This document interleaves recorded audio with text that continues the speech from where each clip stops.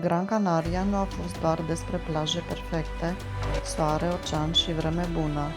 După primele zile, am început să vedem și partea mai puțin perfectă a insulei, partea pe care pozele de pe Instagram o evită. Au fost și locuri cu multe beturi aruncate, trafic, plaje închise și o infecție la ureche, care aproape ne-a stricat planurile.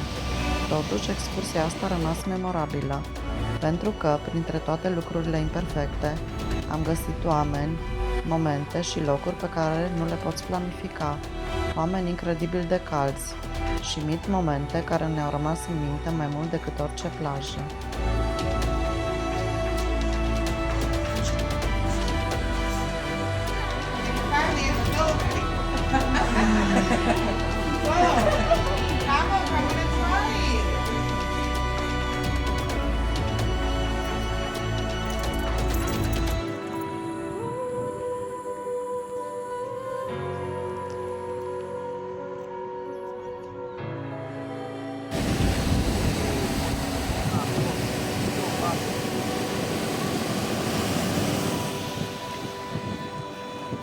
Mergem la piscinele naturale Arinaga.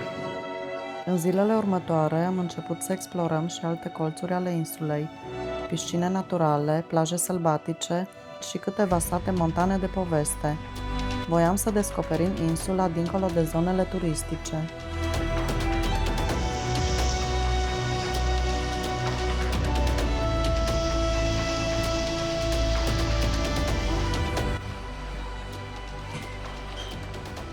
Nimerit într-o zi de duminică, un pic cam aglomerat.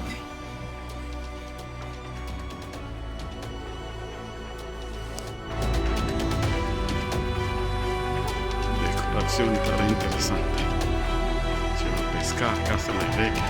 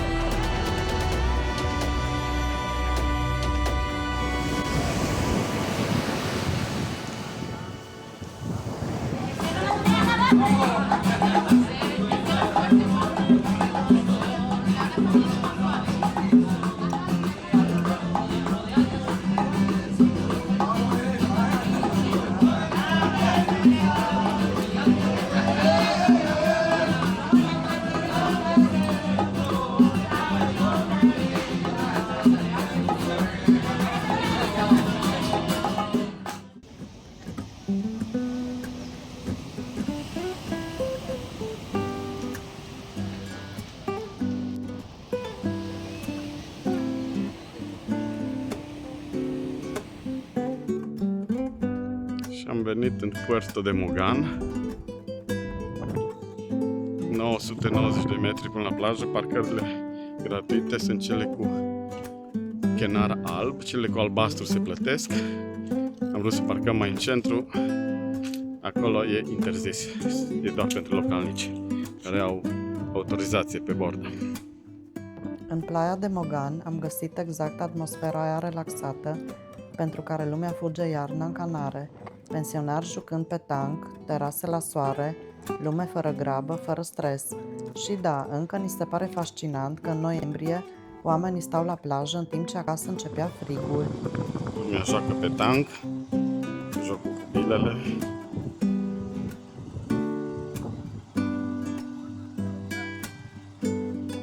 Ceva autogară, baia masculină închisă, toată lumea, bărbați, femei, la baia. Suntem obligați să stăm la coadă la baia femeilor.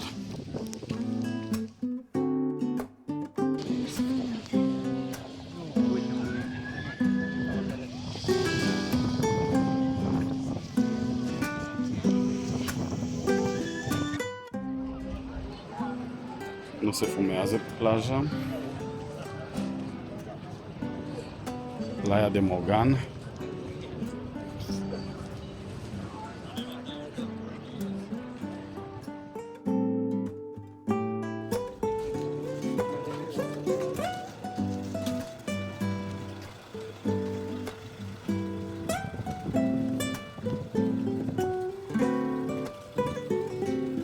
lângă Playa de Mogan mai este o plajă, dar e doar cu pietre și nu e recomandat, este un afiș că nu e recomandat băierea aici.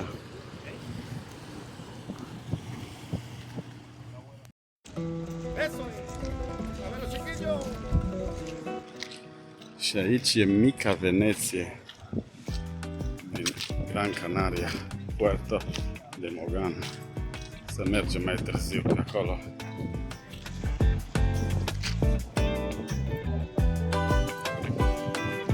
Acum puțină pauză și relaxare la mare.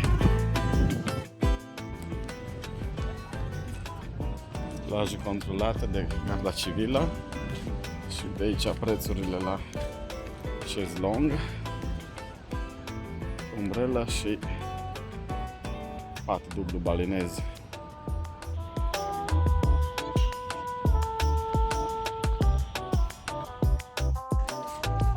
Este și o zonă arheologică aici, chestii aborigene vechi de 1500 de ani. Acolo în depărtare Puerto Rico.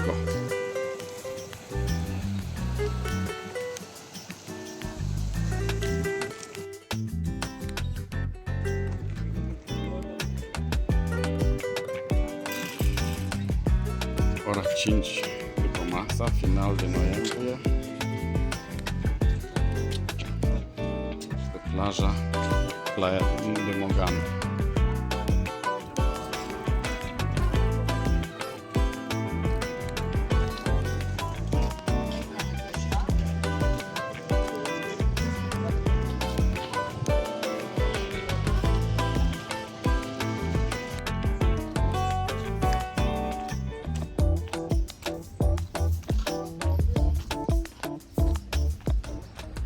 Puerto de Mogan, unde sunt papagalii? Că am văzut un Las Palomas de aici, nu? Puerto de Mogan e unul dintre cele mai populare locuri din sudul insulei și înțelegi rapid de ce. Port mic, flori peste tot și atmosfera de vacanță fără grabă pentru toată lumea. Dar exact aici începi să vezi și diferența dintre vacanță și viața reală. Pentru turiști e paradis câteva zile, pentru localnici e doar o altă zi obișnuită. Sudul turistic era doar o parte din insulă. Da, trebuie să revenim să aprofundăm Puerto de Mogan.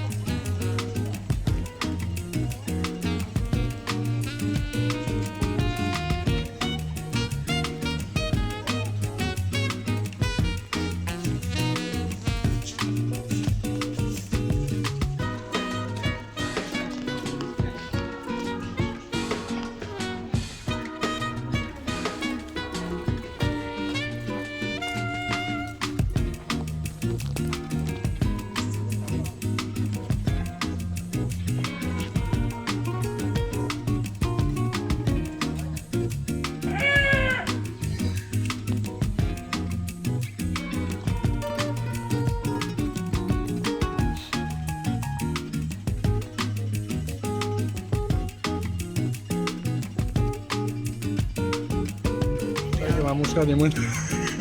Am găsit înghețată italiană adevărată. Chiar doi italieni.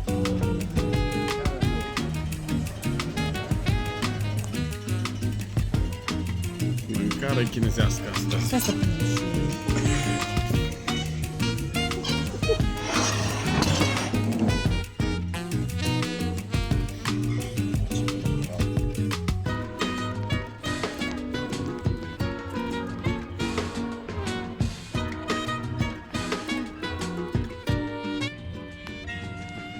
Atmosferă relaxantă seara, Playa de Mogan. San Juan, localitatea în care suntem. Și am pățit-o iarăși. s-a infectat urechea de la apa de mare. Realitatea e că uneori apar și probleme. După câteva zile de ocean și vânt, urechea lui Laurențiu a decis că are alte planuri. Vacanța a luat o mică pauză. Otita revenise. La cabinetul public nu era specialist ORL, așa că am ajuns la un cabinet privat din Telde, la un doctor cubanez extrem de calm și amabil. 125 de euro, mai târziu, și câteva antibiotice, vacanța putea continua. Asigurarea de la Revolut și-a făcut treaba.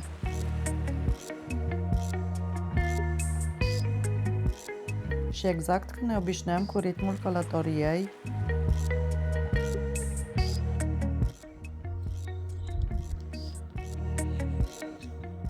Partea mai puțin plăcută, suntem la magazinul cel mai apropiat de cazare și da, sunt peturi și recipiente aruncate.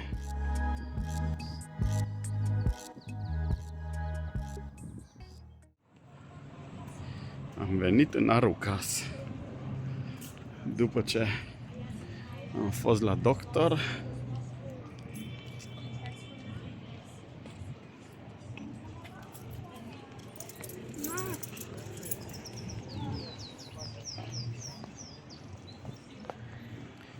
Catedrală tare drăguță.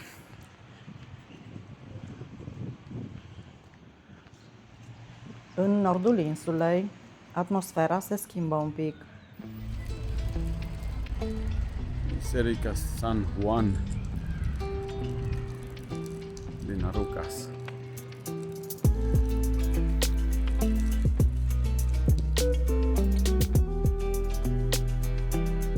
San Juan Batista.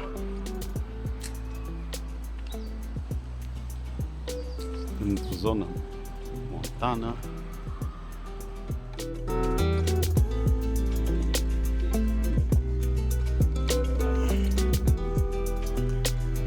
Decorațiunile de Crăciun.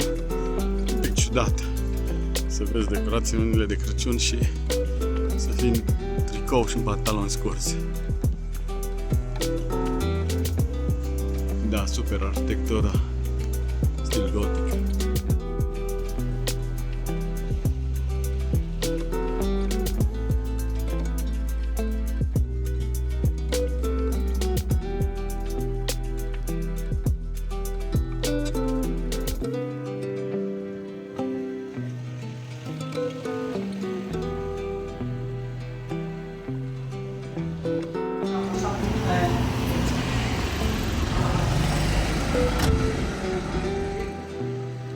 Toaletă publică, gratuită. Și aici e catedrala.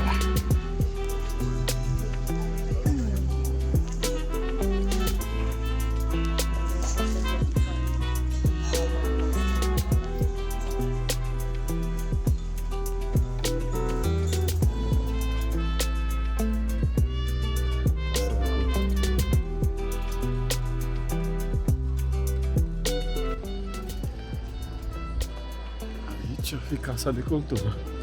Sau unde se poate intra?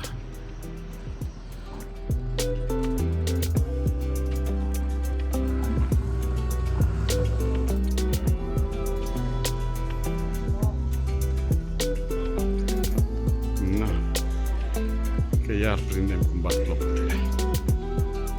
Rapiñado. Lo que se está riendo, todo rico. Todo. Come on and try.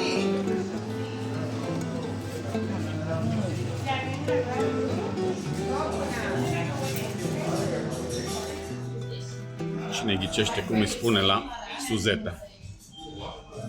Ciupete de caramel.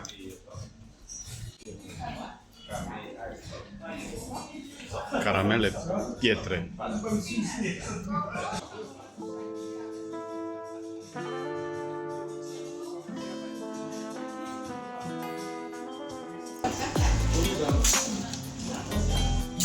Sabor de España. Muchas gracias.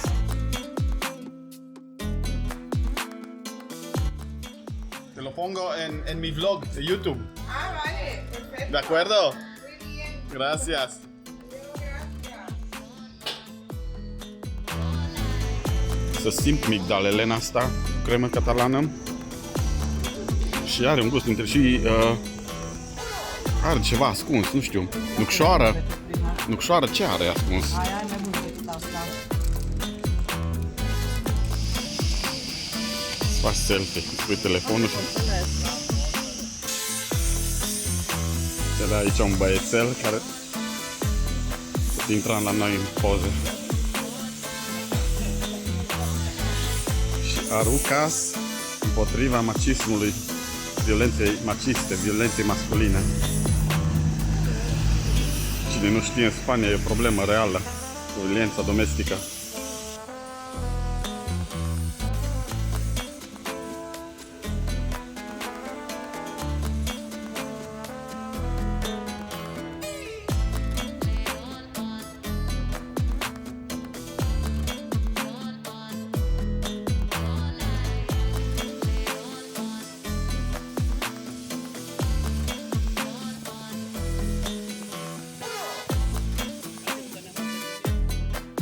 Ne-am împrietenit deja. Cum îl cheamă? Leon.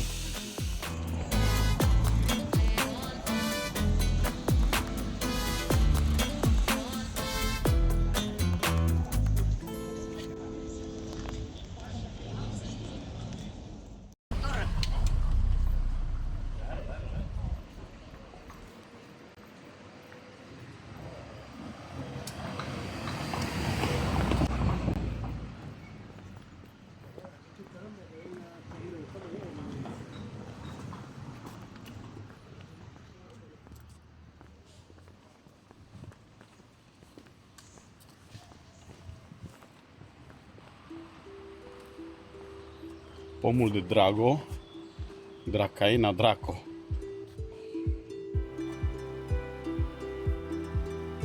Te putem urca cu mașina până pe Montania de Arucas. Este priveliște drăguță.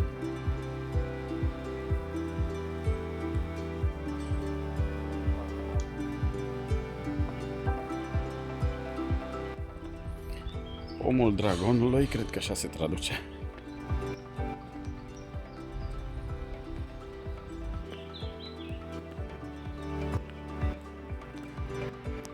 Amenajările de Crăciun sunt în toi și o parte a parcului e închisă. Montania de Arucas, dacă nu mă înșel, casele vechi.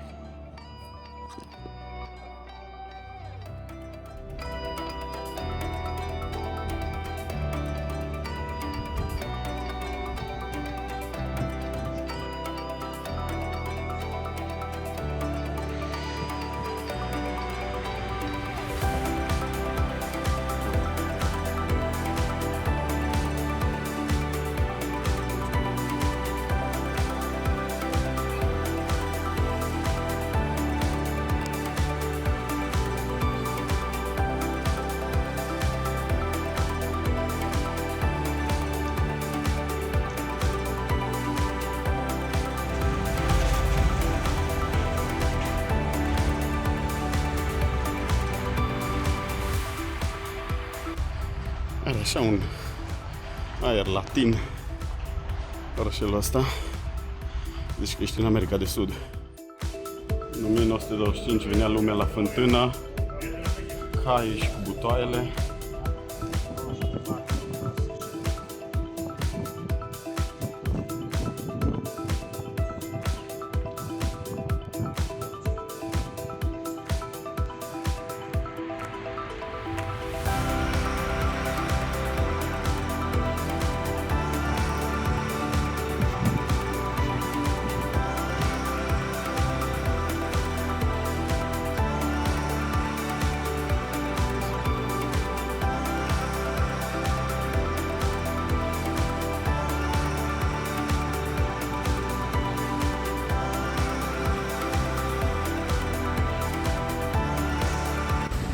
În 1742.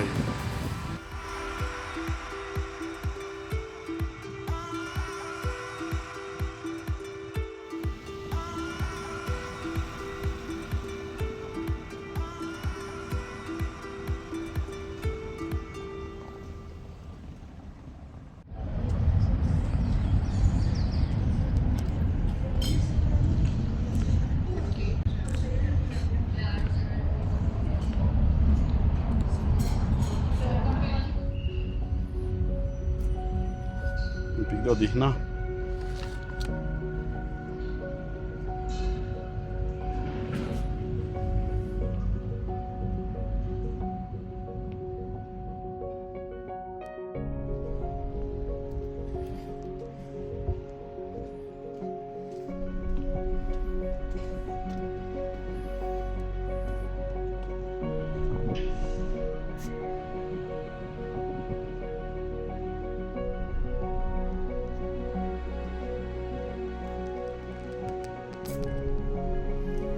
Bye bye Aerucas, revenim doar la ora 4. De la ora 4 se poate vizita biserica. 105 euro, e închis. Arucas văzut de sus de pe montania de Arucas. Arucas ne-a plăcut poate cel mai mult. Nu pentru obiective, nu pentru pozele de Instagram, ci pentru atmosfera liniștită în care oamenii încă stau la povești la o cafea. Iar Andrei se bucură de toate ca un copil. O glumă proastă, de soarele din noiembrie, o baie în ocean, de faptul că putea fi aici. Apoi, în seara în care l-am dus la aeroport, în loc de adio ne-a spus ceva simplu, dar profund. Să nu uităm să ne trăim viața cât timp încă mai putem. Să nu lăsăm micile certuri și grijile să ne fure timpul pe care îl mai avem. Pentru că, uneori, abia când viața te pune la încercare, începi să vezi altfel viața ta. Îți dai seama cât de mult valorează lucrurile mici și timpul petrecut cu cei dragi.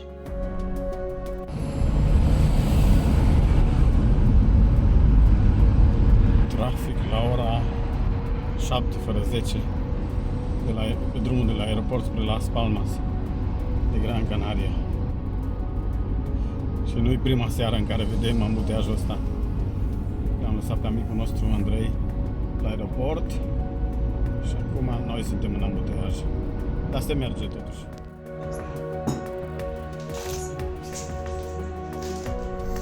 Cină.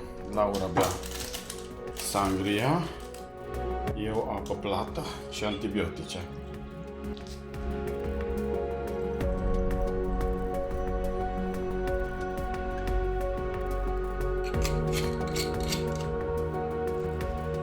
Lochikaki. Niște mere și struguri. Explorăm câteva plaje pe care n-am mai fost. Plaja Melenara, într-o zonă urbanizată, Steag Roșu, interzis să baia temporar și activitățile acvatice și pescuitul. Are o statuie amuzantă. Neptun o fi. Să mergem un pic și mai aproape. Am întrebat un chelner de ce e închisă plaja. Acolo în depărtare este crescătorie de pește și că e contaminată apa. Și până nu curăță, plaja rămâne închisă. Și de aia e și Steagul Roșu, accesul în mare interzis.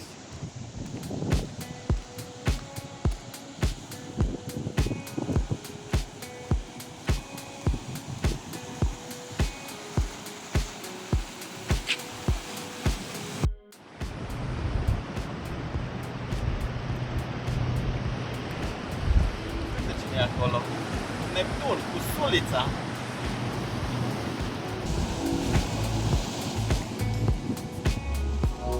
La munte unde stăm noi e foarte înnorat și ieri seara a plouat bine.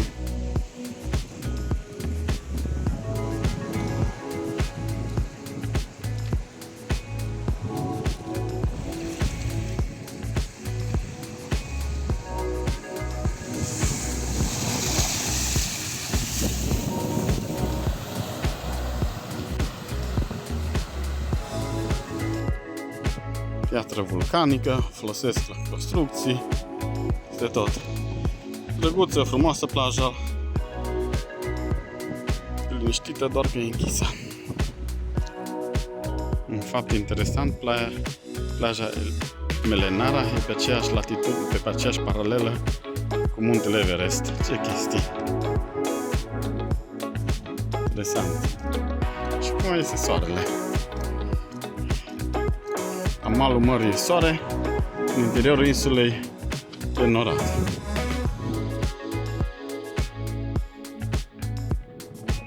Plantat și câțiva pomi, mese pentru picnic.